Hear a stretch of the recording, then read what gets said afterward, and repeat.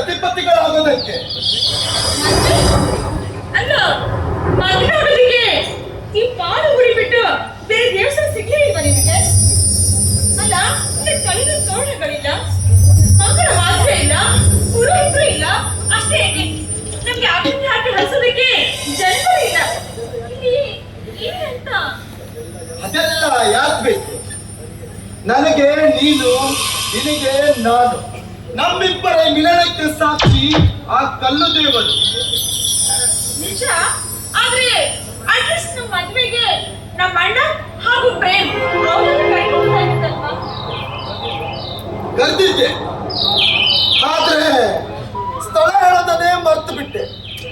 ಪಾಪ ಎಲ್ಲೆಲ್ಲಿ ಹುಡುಕ್ತಾ ಇದ್ದಾರೋ ಏನೋ. ಅವರು ಬರ್ತಾ ಇದ್ರು, ನಾನು ಮಾತ್ರ ಸಮಯಕ್ಕೆ ಸರಿಯಾಗಿ ಹಾಜರಾಗಿದ್ದೆ.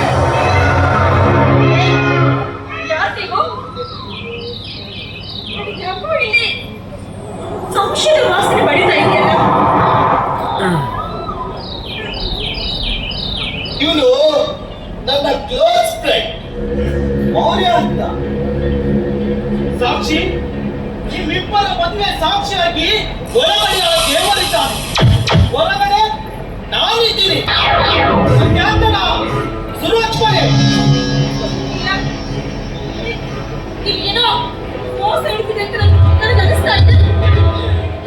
ನಿಜ ಹೇಳಿ, ನನ್ನ ಕರ್ಕೊಂಡು ಬಂದ್ರಿ. ಅದನ್ನ ನಾನು ಹೇಳ್ತೀನಿ. ನಿನ್ನನ್ನ ಇಲ್ಲಿಗೆ ಕರ್ಕೊಂಡು ಬಂದಿರೋದು ಮದುವೆ ಆಗೋದಲ್ಲ, ಹನಿಮೂನ್ ಆಚರಿಸೋಕೆ. ಅದು ಒಬ್ಬರ ಜೊತೆ ಅಲ್ಲ, ಇಬ್ಬಿಬ್ಬರ ಜೊತೆಗೆ. ಈಗ ನೀನೇ ಡಿಸೈಡ್ ಮಾಡು, ಫಸ್ಟ್ ಯಾರು ನೆಕ್ಸ್ಟ್ ಯಾರು ಅಂತ.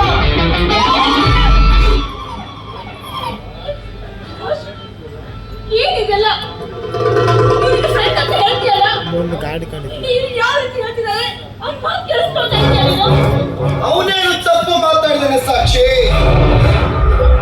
ಮದುವೆ ಆಗೋಕ್ ಮುಂಚೆ ಹನಿಮೂನ್ ಆಚರಿಸೋದು ಅದು ಇಬ್ಬಿಬ್ಬರ ಜೊತೆ. ಏನ್ ಹೇಳ್ತಾ ಇದೀಯ ನೀನು? ನೀನು ಈ ರೀತಿ ಹೇಳ್ತಿದ್ದ ನಿಜವಾಗ್ಲೂ ತಿಳ್ಕೊಂಡಿರ್ಲಿಲ್ಲ ನಾನು. ನೀನು ಬದಲಾಗಿದ್ದೀಯ ಅಂತ ನಂಬ್ಕೊಂಡು ನಿನ್ ಜೊತೆ ಬಂದೆ.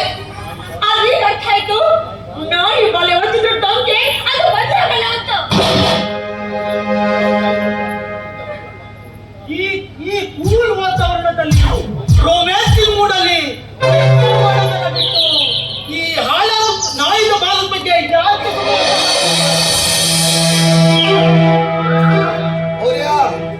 ನೀನು ಹೇಳಿದಾಗೆ ನಾನು ಇವಳನ್ನ ಕರ್ಕೊಂಡು ಬಂದಿದ್ದೀನಿ. ಒಂದೇ ಮಾಡ್ಬೇಕಂತ ಯೋಚನೆ ಮಾಡು ವಿರಾಜ್. ಈ ಹೆಣ್ಣು ನಿನ್ನ ಬಲೆಗೆ ಬಿದ್ದೋಗಿದೆ. ನೀನು ಇವಳನ್ನ ಇಟ್ಕೊಳ್ತೀಯೋ ಕಟ್ಕೊಳ್ತೀಯೋ ಅಥವಾ ಬ್ರೋಕರ್ಗೆ ಮಾರಿ ನಿನಗೆ ಬಿಟ್ಟಿದ್ದು. ಇವಳನ್ನ ಇಟ್ಕೊಂಡು ನನಗೇನು ಲಾಭ? ಮೌರ್ಯ, ನನಗೆ ಬೇಕಾಗಿರೋದು ದುಡ್ಡು. ಲಕ್ಷ ಲಕ್ಷ ಗಳಿಸೋದೆ ಈ ವಿರಾಜನ ಲಕ್ಷ್ಯ. ನೋಟಿಗೋಸ್ಕರ ಈ ವಿರಾಜ್ ಏನ್ ಮಾಡಕ್ಕೂ ಸಿದ್ಧ. Very good. ಹಾಗಾದ್ರೆ ಒಬ್ಬ ಬ್ರೋಕರ್ನ ನಾನು ಇಲ್ಲಿಗೆ ಕರೆದಿದ್ದೀನಿ. ಅವಳನ್ನ ಇವಳಿಗೆ ಒಪ್ಪಿಸಿದರೆ ನೀನು ಲಕ್ಷಾಧೀಶ್ವರ ಆಗ್ತೀಯ. ಇಷ್ಟೊಂದಕ್ಕೆ ಮಟ್ಟ ಕೇಳ್ತೀಯ ಅಂತ ನಾನು ನಿಜವಾಗಿ ತಿಳ್ಕೊಂಡಿರ್ಲಿಲ್ಲ. ನೋಡು, ನಿಮ್ಮಿಬ್ಬರ ವಿಷಯವನ್ನು ಇಲ್ಲ ಪೊಲೀಸರಿಗೆ ಫೋನ್ ಮಾಡಿ ಎಲ್ಲ ಹೇಳ್ತೀರಿ.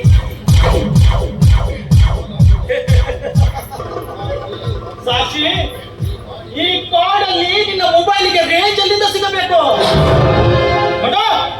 ಜಾಸ್ತಿ ಚಾಲಾಕಿತನ ತೋರ್ತೆ, ಸುಮ್ಮನೆ ನಿಲ್ಕೋ.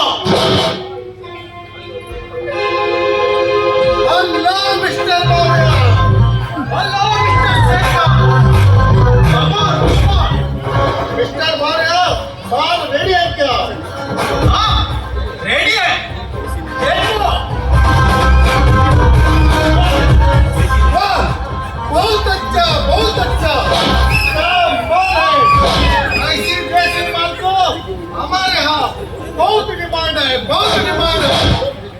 Mister ಶೇರ್ಖಾನ್,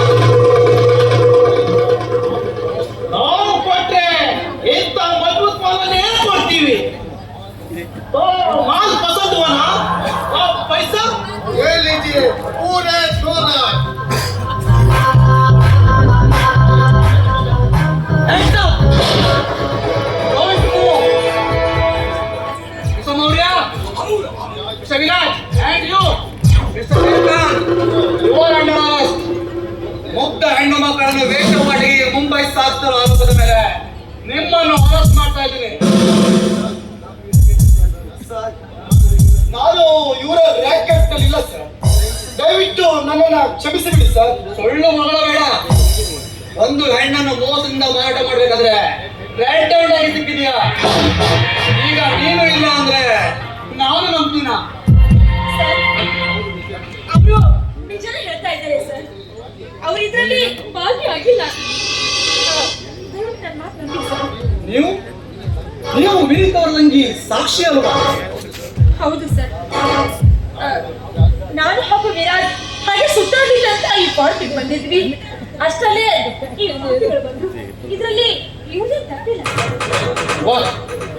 very good. ಸ್ಟೋರಿಗೆ ಇನ್ನೊಂದು ಟ್ವಿಸ್ಟ್. ಸಾಕ್ಷಿ, ಆವತ್ತು ಹೇಳಿದೆ ನೀನು ಪ್ರೇಮನನ್ನ ಪ್ರೀತಿಸ್ತಿದ್ಯಾ ಅಂತ, ಆದ್ರೆ ಇವತ್ತು ಹೇಳ್ತಾ ಇದೀಯಾ ನೀನು ಹಾಗೂ ವಿರಾಜ್ ಪ್ರೇಮಿಗಳು ಅಂತ. ಇದರಲ್ಲಿ ಯಾವುದನ್ನು ನೋಡ್ಲಿ? ಸರ್, ಇವತ್ತು ಹೇಳ್ತೇನೆ, ದಯವಿಟ್ಟು ನಂಬಿ ಸರ್. ಅವತ್ತು ನನ್ನ ಪರಿಸ್ಥಿತಿ ಹಾಗಿತ್ತು. ಅವತ್ತು ನಾನು ಹೇಳಿದ್ದು ಸಂಪೂರ್ಣ ಸುಳ್ಳು. ಇವತ್ತು ಹೇಳ್ತಾ ಇದ್ದೀರಲ್ಲ, ಇದೇ ನಿಜ. ದಯವಿಟ್ಟು ಇದನ್ನೇ ನಂಬಿ ಸರ್. ಓಕೆ, ನಿನ್ನ ಮಾತನ್ನು ನಂಬ್ತೀನಿ. ಆದ್ರೆ ಒಂದು ವಿಷಯ, ಇಂಥ ನಿರ್ಜನ ಪ್ರದೇಶದಲ್ಲಿ ಎಂಜಾಯ್ ಮಾಡಲಿಕ್ಕೆ ಬಂದ್ರೆ ಇಂಥ ಅನಾಹುತ ಆಗುವುದು ಸಹಜ. ಸೊ ನೆಕ್ಸ್ಟ್ ಟೈಮ್ ಎಲ್ಲೇ ಹೋಗೋದಿದ್ರು ಒಂದು ಒಳ್ಳೆ ಸೇಫ್ ಪ್ಲೇಸ್ ನೋಡ್ಕೊಂಡು ಹೋಗಿ. ಸೊ ನಾನಿನ್ನು ಬರ್ತೀನಿ. ನಡೆಯಲು ಹೋಗೋಣ.